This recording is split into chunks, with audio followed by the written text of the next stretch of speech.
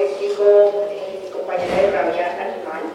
En el país pues, tenemos circulación tanto del virus silvestre como del virus urbano. Esto pues claramente introduce como la importancia de por qué hacemos vigilancia de la rabia humana en el país. Entonces a continuación, mi nombre es Caterina Urieles, soy la referente de rabia humana y APTR en el Instituto Nacional de Salud. La idea de este espacio, aprovechando que estamos en el mes de la lucha contra la rabia, de explicar y presentar el comportamiento epidemiológico de todo el componente humano relacionado con la vigilancia integrada de la rabia. Entonces, el componente humano de la vigilancia integrada de la rabia en Colombia tiene dos componentes. Un componente de rabia humana, que es lo que no queremos, a lo que no queremos llegar, ¿sí? Es lo que queremos prevenir, pero pues lastimosamente hemos tenido casos de rabia humana en el país. Pues claramente la importancia es porque este es un evento 100% prevenible, 100% letal, que en términos de eventos de interés de salud pública, pues un evento que es 100% prevenible y 100% letal, pues explica claramente la importancia de este evento a nivel nacional e internacional. El segundo componente de la vigilancia integrada pues, es toda la parte preventiva, ¿sí? Pues llevamos una rabia humana, consolidamos el evento, pero con el otro componente que es el más grande y en el que estamos fortaleciendo las acciones, es toda la parte preventiva. Es decir, todo paciente que presente una agresión por un animal potencialmente transmisor de rabia debería consultar al sistema de salud y de esta manera salvamos vidas. Entonces, este es el segundo componente, que es el componente de las agresiones por animales potencialmente transmisores de rabia. La idea es que si tienen alguna inquietud, de pronto que quieran revisar un poco más frente a esta parte de la vigilancia integrada, se pueden remitir al protocolo pues, del Instituto Nacional de Salud que está actualizado a marzo del 2022. Entonces ya hablando del componente de la rabia humana, vamos a iniciar con toda la parte del comportamiento de la rabia humana. Frente a las generalidades, sabemos que el virus de la rabia es un virus puramente neurotrópico, es decir, él va a afectar específicamente al sistema nervioso central, ¿sí? Por eso, cuando vamos a hacer diagnóstico, generalmente, lastimosamente, cuando hacemos diagnóstico de post-mortem en los seres humanos, post-mortem y pues el virus, ¿dónde lo vamos a encontrar? En el tejido encefálico. Esto es un virus que afecta puramente el sistema nervioso central. La rabia humana es una encefalitis aguda rápidamente progresiva.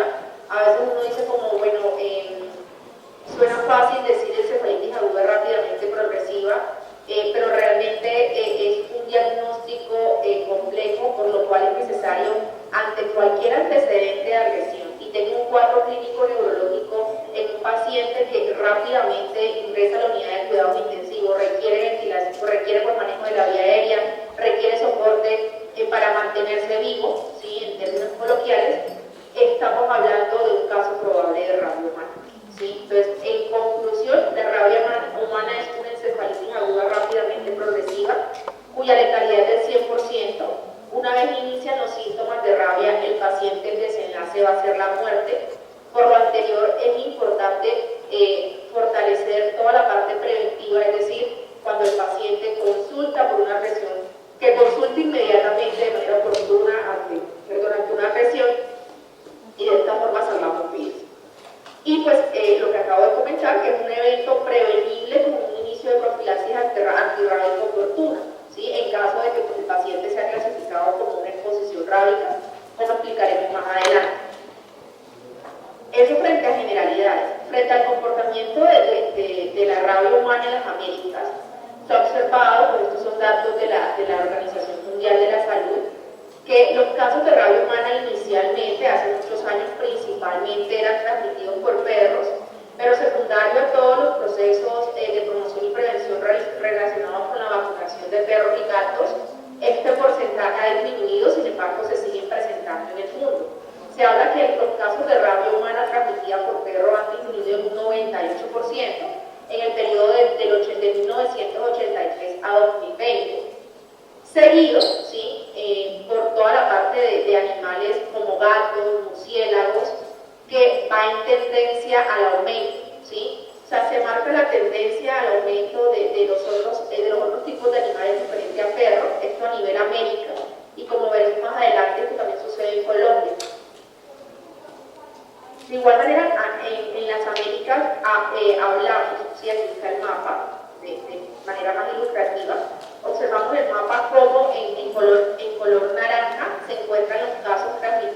perros. Si observamos rabia humana en Cuba, Haití, un caso exportado en Estados Unidos y 6 casos en Bolivia, para un total de 10 casos de rabia humana transmitida por perro, nada más en el periodo de enero del 2021 a mayo del 2022. Claramente la información de 2022 es preliminar, pero vemos que en un periodo de 1 año y 3 meses tenemos 10 casos de rabia humana, un evento 100% prevenible y 100% letal.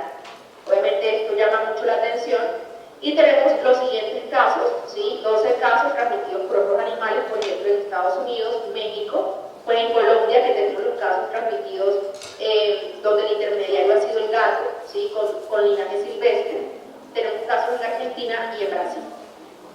Con este contexto que vemos, la rabia humana sigue siendo, a pesar de ser un evento 100% prevenible, seguimos teniendo casos de rabia humana en el mundo, lo cual obviamente nos hace que debemos fortalecer las acciones de prevención.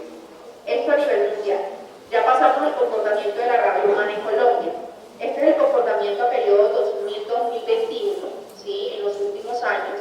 Observamos en este mapa, cómo la mayoría de casos de rabia humana se han concentrado en la región central del país, ¿sí? Observando en amarillo los casos de rabia urbana.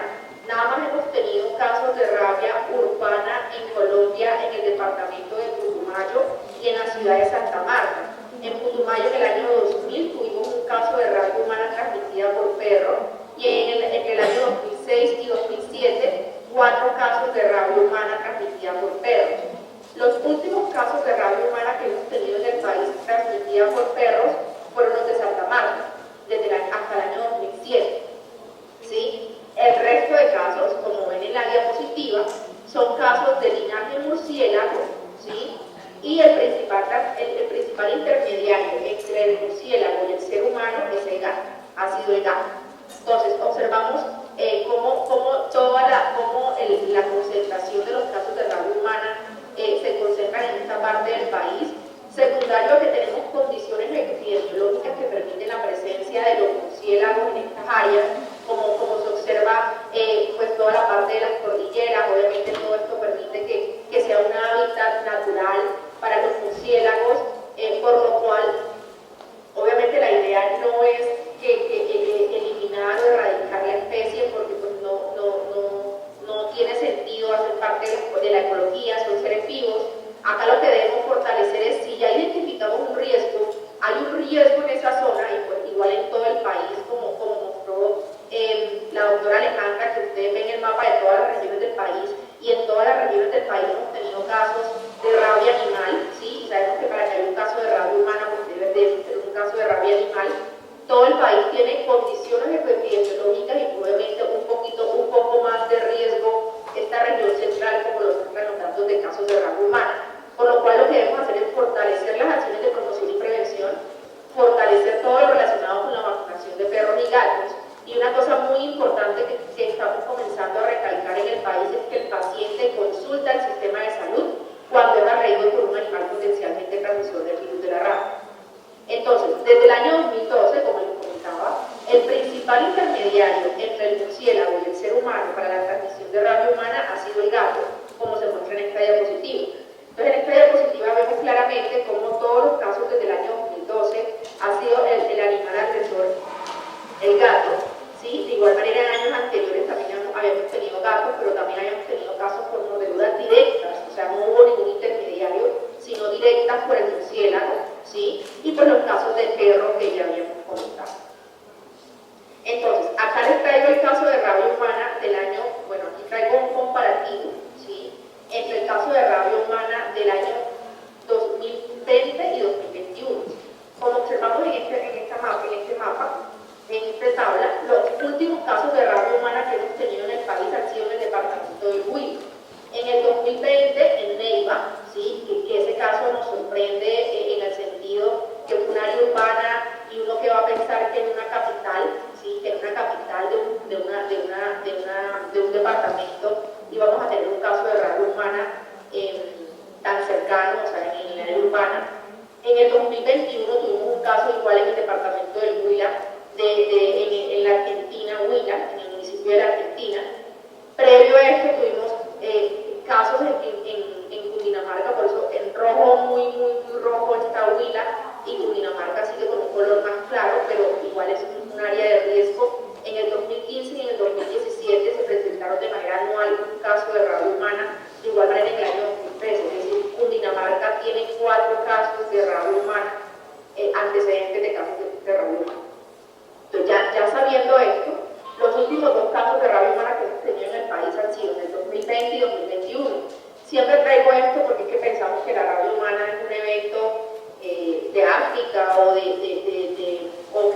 existe o que simplemente eso se hace por si acaso.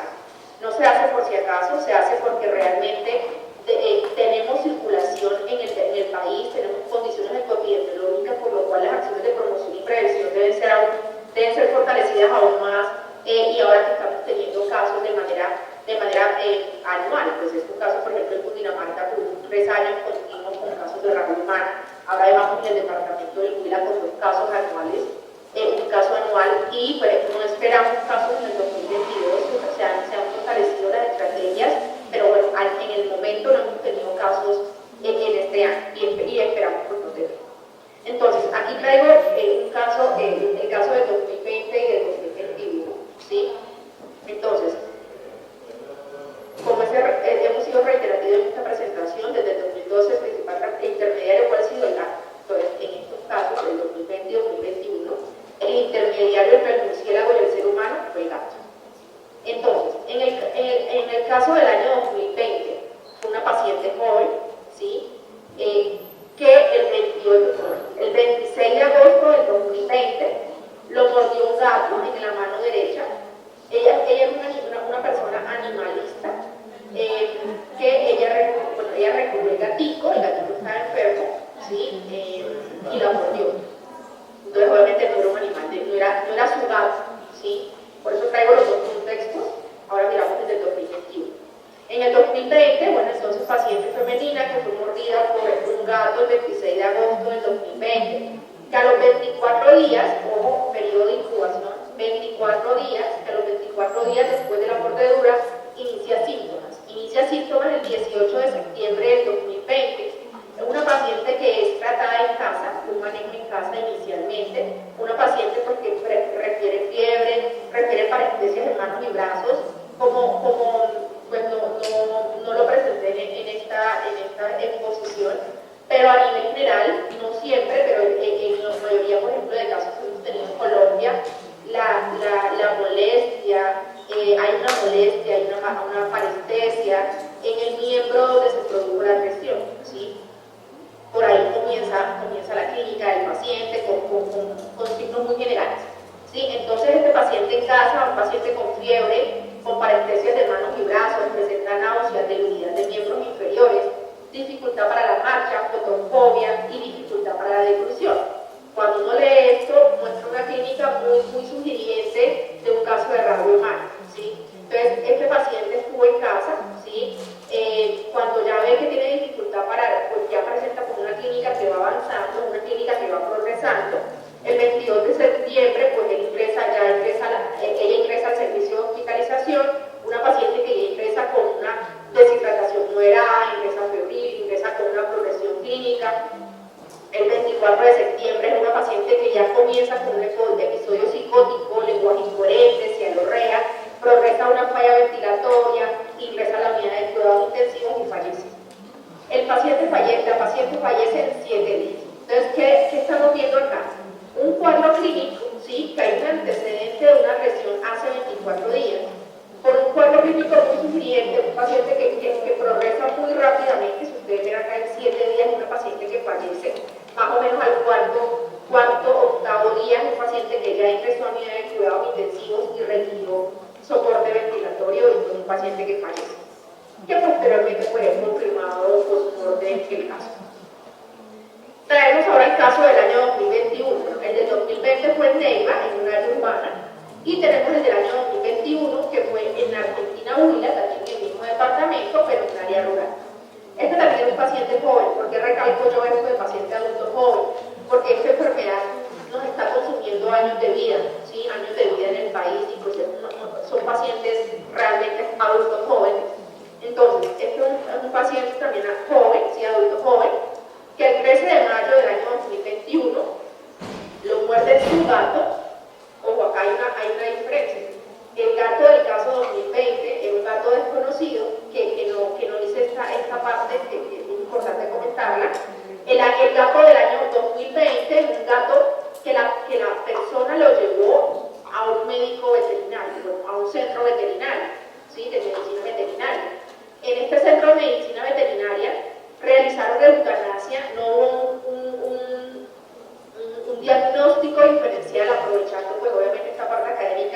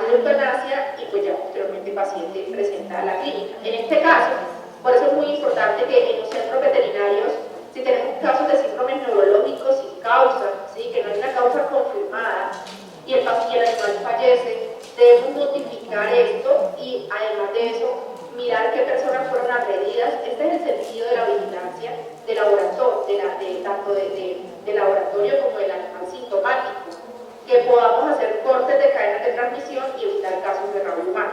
Obviamente esto no es juzgar, no es criticar, sino estos casos de rabia humana lo que nos deben permitir es esta caracterización, fortalecer aquellos hallazgos que tienen debilidades y pues tenemos que tomar acciones. Eso frente al 2020.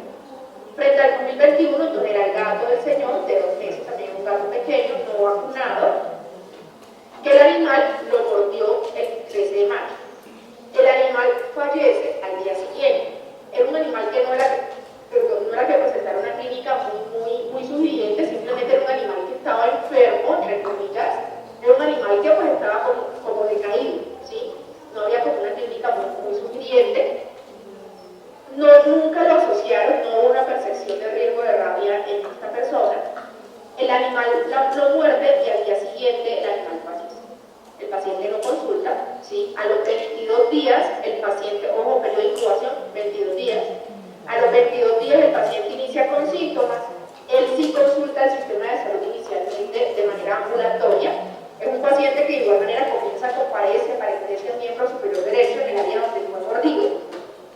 Pero adicionalmente este paciente tiene algo adicional que es una odontalgia, ¿sí? Si ustedes comparan con el caso anterior presentaba unos signos que sugerían mucho el caso. Este era muy general y pues esta odontalgia era algo muy frecuente dentro de los casos, por ejemplo, de rabia humana. Entonces esto es un paciente que pues, tenía cefalea, comenzó con malestar, con su parestesia, con molestias del miembro superior derecho.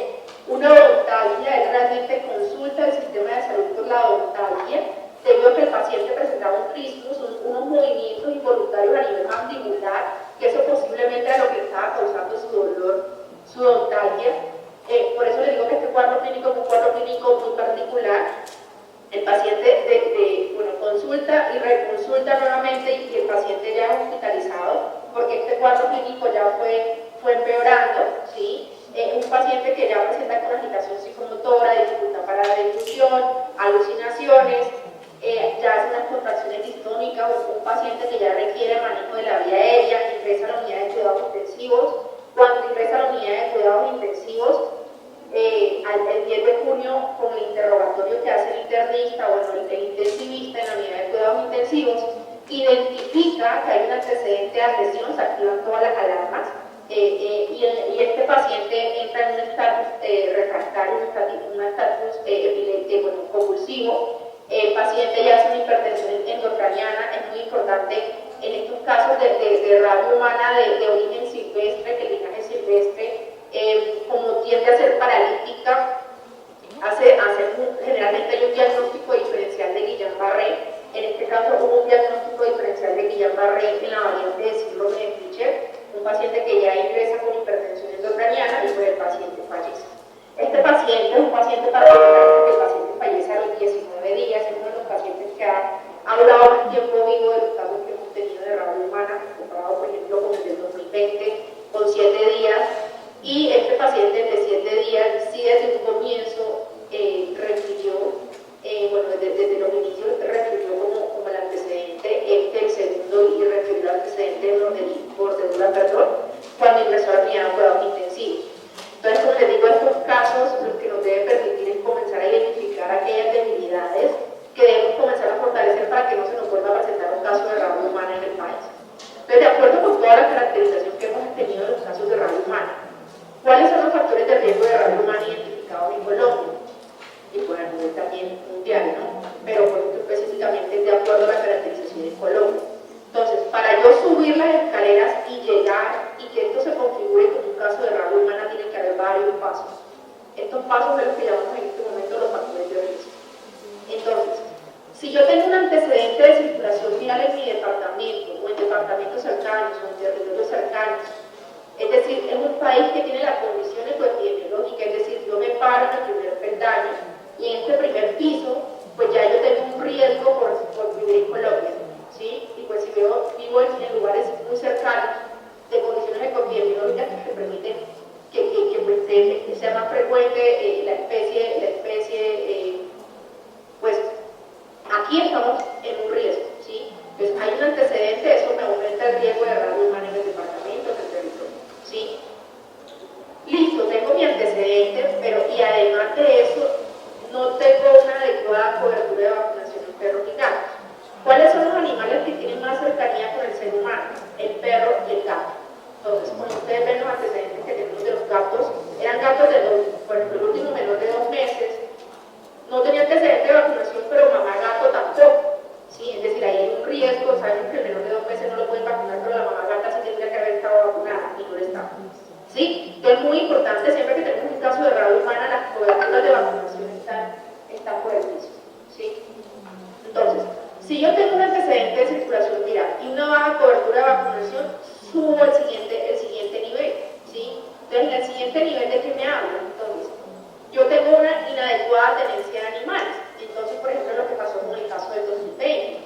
No hay inconveniente que pues proteger a los animales, pero es muy importante que dentro de la promoción y la prevención se debe orientar a la población, a la comunidad, que si yo recojo un animal, ¿sí? Yo debo llevarlo al veterinario y debo dejarlo en un periodo de observación. También debo vacunar a ese animal, ¿sí? Entonces, a eso se refiere con la adecuada tenencia de animales. Entonces, si además de eso tengo baja cobertura de vacunación en mi territorio, hay antecedentes de circulación viral, hay una inadecuada tenencia de animales, sigo subiendo mi riesgo, ¿sí? No incluyo diagnóstico diferencial en clínicas veterinarias relacionadas con síndromes neurológicos, sigo ascendiendo, ¿sí? Y si hay una baja percepción, pero ya yo pasé por todos estos pasos y tengo una baja percepción del riesgo de circulación viral, es decir, yo no consulto al sistema de salud, pues ya es una cascada que me lleva a la rabia humana. Si yo no consulto, tengo antecedentes de circulación viral en mi territorio, mi perro y gato no están vacunados y no consulté, ahí se configura un caso de rabia humana. Pero puede suceder que yo sí tengo una adecuada percepción del riesgo y yo consulto al sistema de salud. Ese es como el peso más alto. Yo consulto al sistema de salud por una agresión con un animal potencialmente transmisor de rabia, por una PTR. Y en el sistema de salud, la prestación del servicio de salud, no me hacen una adecuada clasificación y toman una inadecuada conducta. No me inician profilaxis, no me inician vacunación, porque me clasificaron mal la exposición y posteriormente vigilancia epidemiológica cuando revisó el caso tampoco retroalimentó. Configuramos un caso de rabia humana. ¿Sí? ¿A dónde hemos llegado? En el país todavía no hemos llegado a este punto. Es decir, el paciente todavía no ha consultado, en los últimos casos que hemos tenido, él no consultó al sistema de salud cuando fue mordido. Él consultó al sistema de salud ya cuando tenía signos de rabia, que pues como sabemos el desenlace ya era muerte. Entonces, si nosotros comenzamos a fortalecer todos estos peldaños, comenzamos a retroceder el paciente de rabia humana y pues eliminamos el riesgo. Entonces, de acuerdo con esto, en el país hemos creado una herramienta de estratificación del riesgo de rabia humana que tiene 4 variables.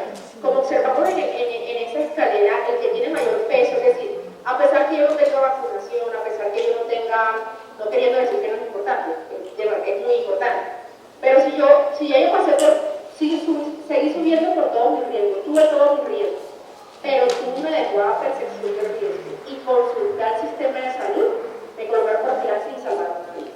¿Sí? Entonces, por eso dentro de mi herramienta de estratificación del riesgo, lo que tiene mayor peso para un riesgo es que yo tenga inadecuadas conductas de acuerdo con mi clasificación. ¿Sí? ¿Qué otro antecedente tenemos en cuenta para estratificar el riesgo de rabia humana? Si hay circulación viral, a este le damos un porcentaje del 25%, un poco menos que el anterior. Entonces, acá en circulación viral yo tengo en cuenta 3 cosas. Uno, el que tiene mayor riesgo es el que tiene linaje 1, es decir, que sea un perro. Si el perro es el amigo del ser humano, es el que tiene más contacto con el ser humano. Pero si yo tengo un antecedente de circulación urbana, pues obviamente mi riesgo va a ser mayor de rabia humana en ese territorio. Seguimos con la otra característica. Entonces, si es un animal de linaje silvestre, es decir, no es linaje urbano, sino que es un linaje silvestre, por ejemplo, con los gatos que hemos tenido, los gatos, murciélagos, podemos tener casos de perros, no hemos tenido casos de perros linaje silvestre, pero puede suceder. Si yo tengo un antecedente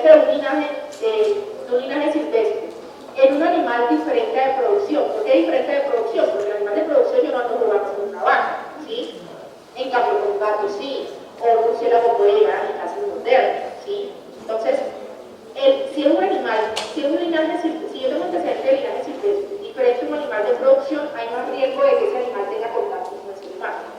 Y luego sigue el riesgo, si tengo un antecedente de linaje silvestre en animales de producción.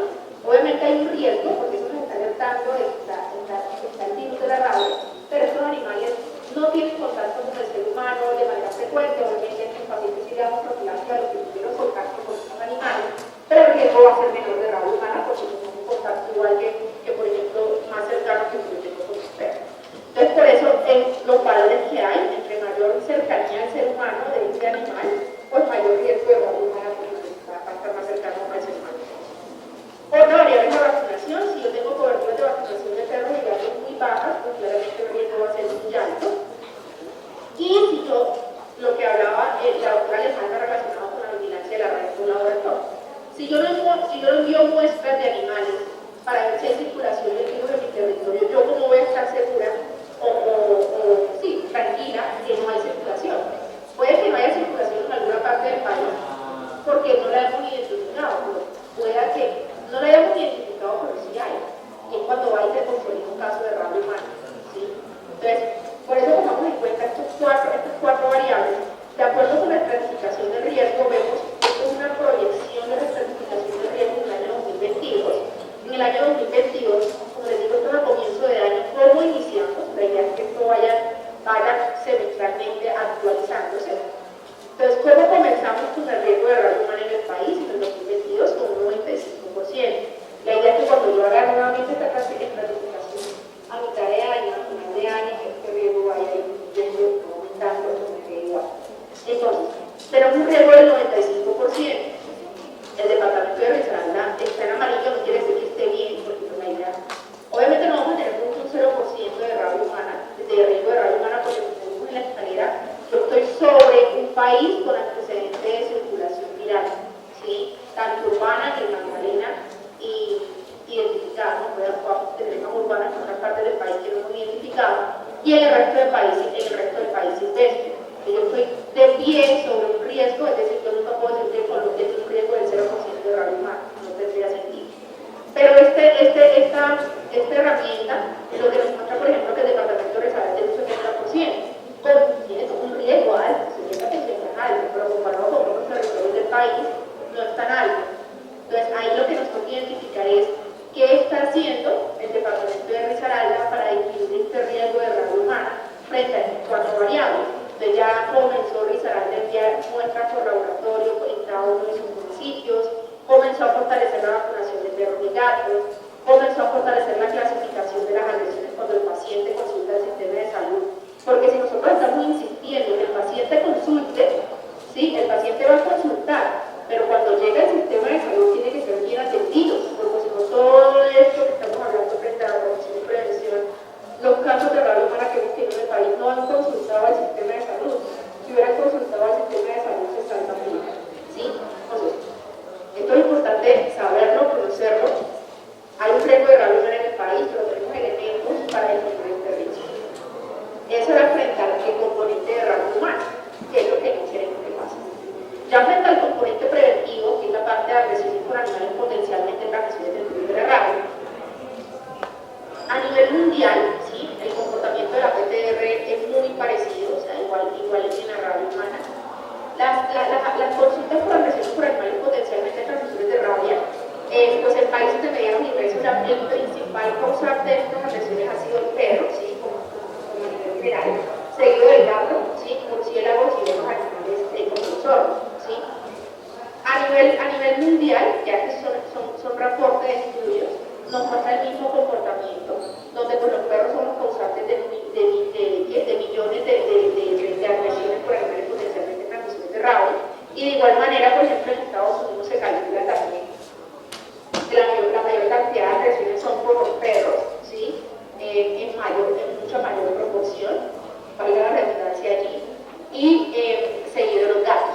O sea, en realidad la mayor consulta es la de perros y gatos. Entonces, si yo sé que la mayor consulta es la de perros y gatos, debo comenzar a fortalecer la vacunación de perros y gatos. Estos son los que tienen contacto directo con el ser humano. Entonces, frente a la clasificación de la exposición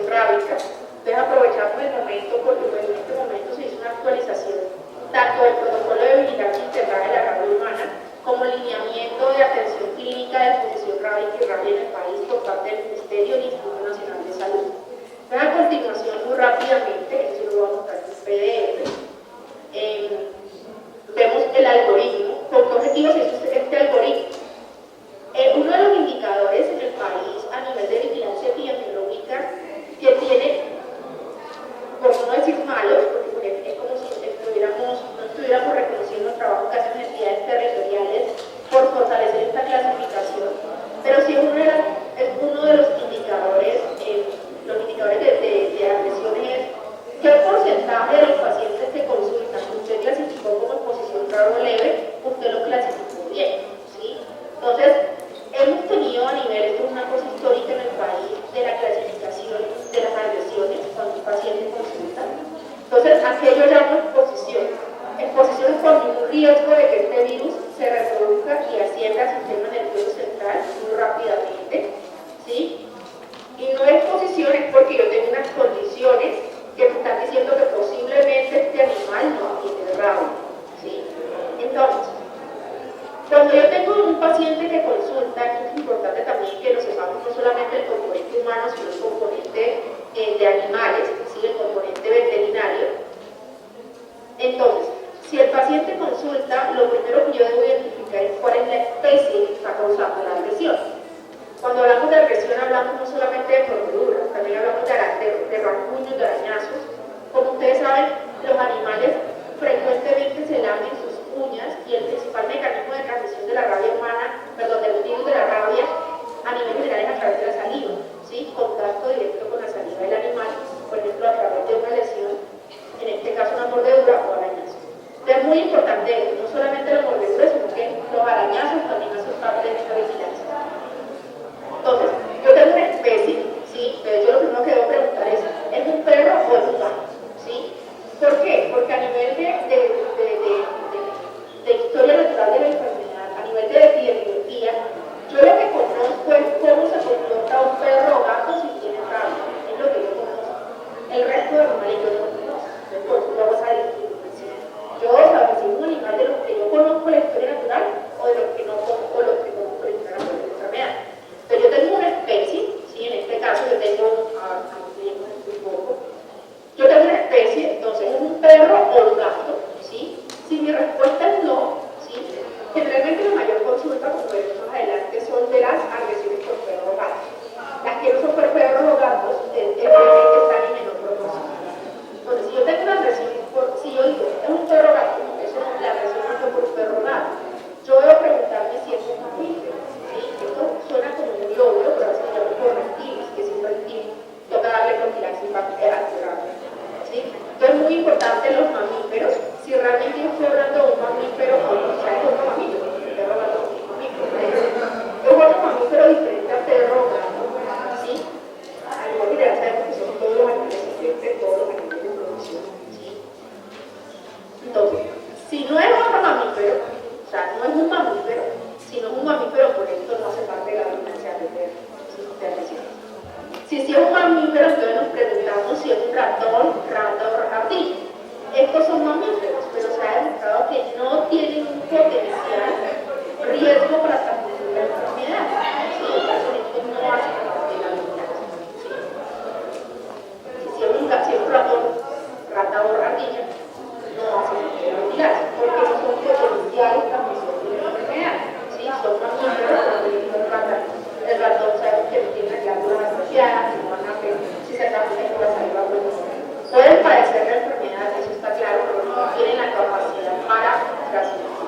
No son potenciales transmisores, como dice la definición. Entonces, si es un mamífero, como vemos en la niña, si es un mamífero, no es una rato, ardilla, pues es una exposición grave. Muy fácil. Si es un mamífero, efectivamente, tiene un ratón, una rata, una ardilla, pues una exposición, ¿sí? Si es diferente a perro o gato. Ahora vamos al contexto que es lo más frecuente en Colombia, ¿sí? Por a nivel popular y comportamiento. La principal consulta es por perro o gato, listo, es un perro o gato. Entonces lo primero que debemos preguntar, que es muy importante y estamos comenzando a resaltar en el país, es que si yo tengo un perro o gato, yo debo interrogar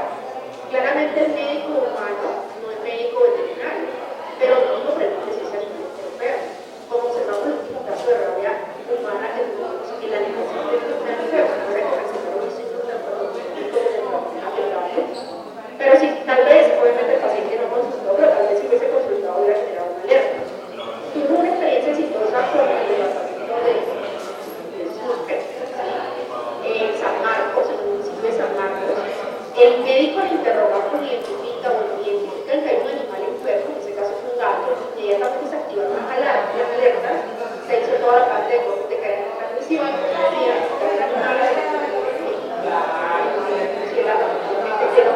de la situación activa y zapato pierna. ¿Sí? Entonces, por eso sí, interroguemos mínimo si el animal está enfermo. ¿Sí? Entonces, aquí dice perro o gato con signos. Aquí está. Entonces, con signos posiblemente de enfermedad. O si el animal está muerto. Si yo tengo un perro o gato con signos, independiente que sea observable o no, obviamente eso genera una alerta en el sistema de vigilancia de dolor contra ese animal. ¿Sí? Pero, por ejemplo, hay conjuntos que son de noche o de animales en lugares muy dispersos. Si yo tengo un perro o gato con signos, así sea observable o no, inmediatamente pasa a ser una exposición grave. ¿Sí? Como parece. Si sí tiene signos, exposición grave. O si este animal está muerto, es decir, me mordió, o me arañó, o me agredió, y ese animal muere, porque si utiliza está muerto, porque primero fue la acción y luego se murió. Eso obviamente el animal es un riesgo y pasa a ser una exposición grave. Eso no es la consulta común. Común es la paciente con porque el animal tiene signos, perdón. Finalmente consultan porque el animal es un animal observado. Entonces, si este perro o gato sí tiene signos, está muerto, de alguna pasa a ser una exposición grave. Si no, vemos el contexto de que es observable o no. El animal es observable, es decir, tiene un dueño o un doliente, como digo yo, que si el animal se pierde o se muere, alguien va a avisar, o los signos, alguien va a avisar, que es perro o gato. Si este animal es observable, se convierte en una no exposición, por lo que hablamos. Porque si yo tengo un perro o gato, ¿qué me dice la historia natural de la enfermedad? Si este animal tiene signos, en 10 días va a fallecer. ¿Sí? Y desde el inicio de síntomas, de 3 a 5 días antes, el animal es transmisor, en su periodo asintomático. Por eso es la importancia porque de 3 a 5 días antes del inicio de síntomas, el animal es transmisor de la enfermedad. Claramente, una vez inicia síntomas, durante todo su periodo sintomático, va a transmitir la enfermedad. Entonces, es lo único que sabemos. Nosotros sabemos la historia natural de los perros y gatos, su periodo de transmisibilidad y su comportamiento y su historia y su desenlace si comienza a presentar signos de rabia. Si este animal tiene signos de rabia, pues este animal va a fallecer a los 10 días. Por eso, si un animal observable, perro o gato, se clasifica como no exposición y requiere que el técnico o el médico veterinario o el profesional veterinario encargado de observar los animales vaya y observe ese animal. Pero acá hay una cosa clara. Si el perro o gato durante el periodo de observación fallece o presenta signos compatibles con rabia, este paciente debe ser reclasificado, ya no queda como una no exposición, el paciente debe consultar nuevamente al sistema de salud, se clasifica como una exposición grave y se inicia profilaxis. ¿Sí? Entonces tenemos el otro contexto, el animal no es observado, es un perro o gato, bueno, finalmente no, mejor un perro que llegue y no sé ese perro de dónde es, o ese gato de dónde es. Ese perro o gato no es observable, ahí sí nos vamos a la localización. Entonces, como vimos que el virus de la rabia es un virus puramente neurotrópico, él va a ascender por las placas neuromotoras al sistema nervioso central.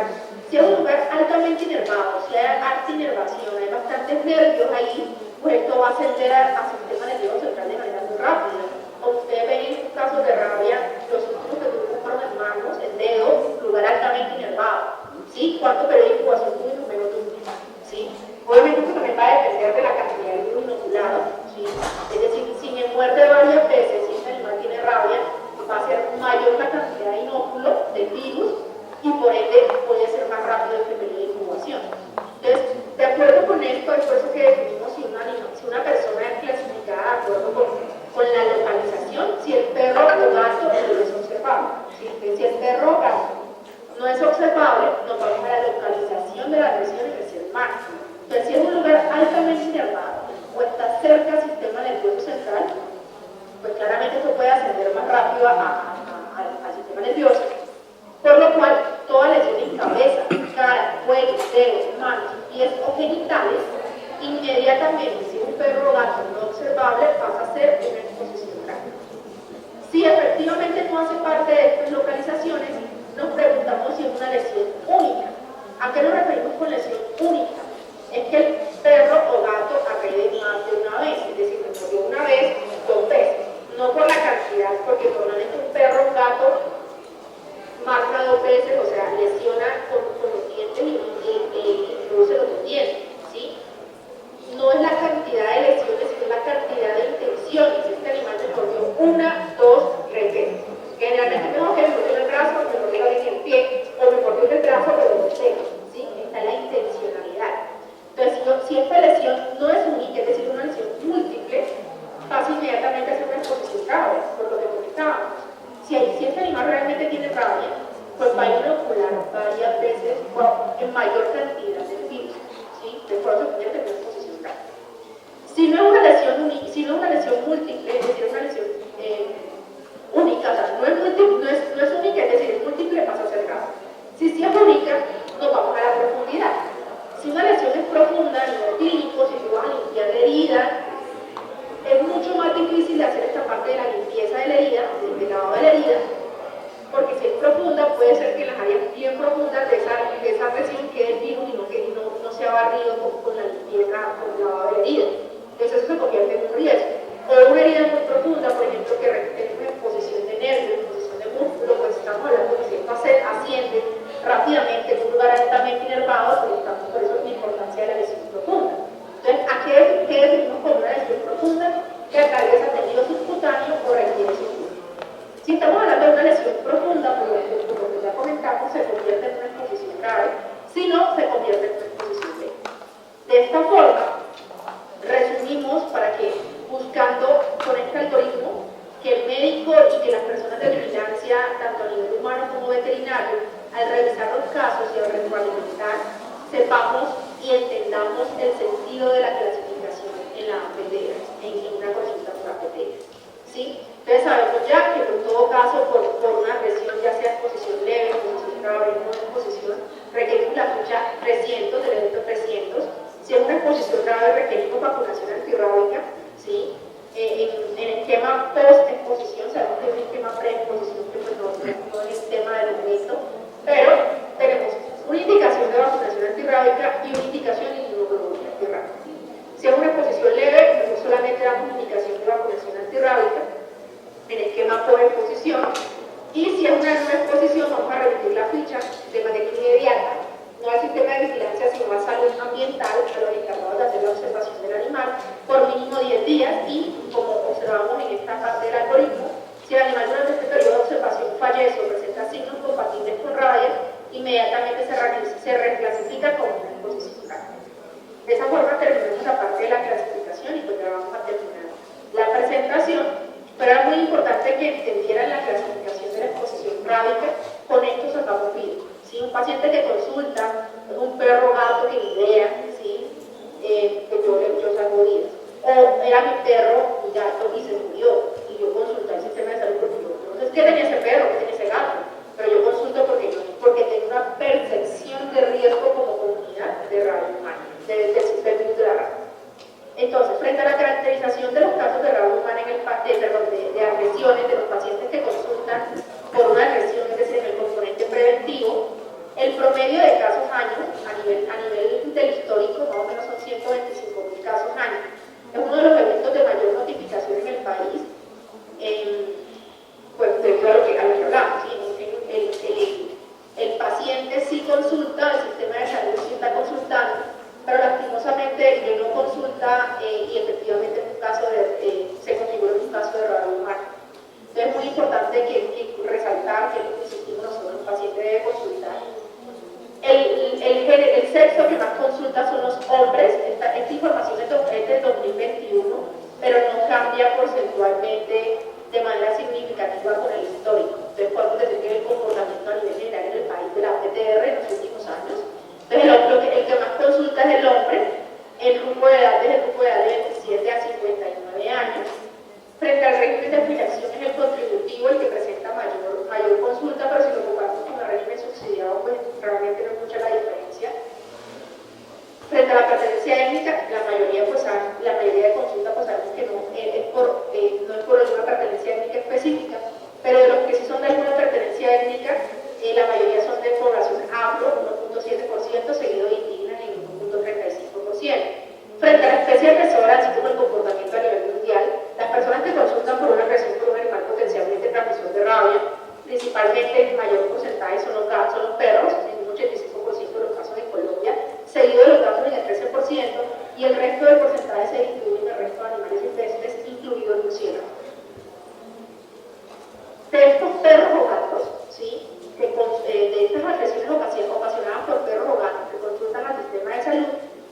mayoría están vivos, 81% están vivos, 78% no refieren signos de rabia y el 72% inobservado. Al mirar esto, pues son pacientes, son personas que consultan por animales sanos, sí, observables, por lo cual la mayoría de la clasificación son no exposiciones, en el 62% de los casos, seguido de la exposición leve con el 24% y la exposición grave con el 12%.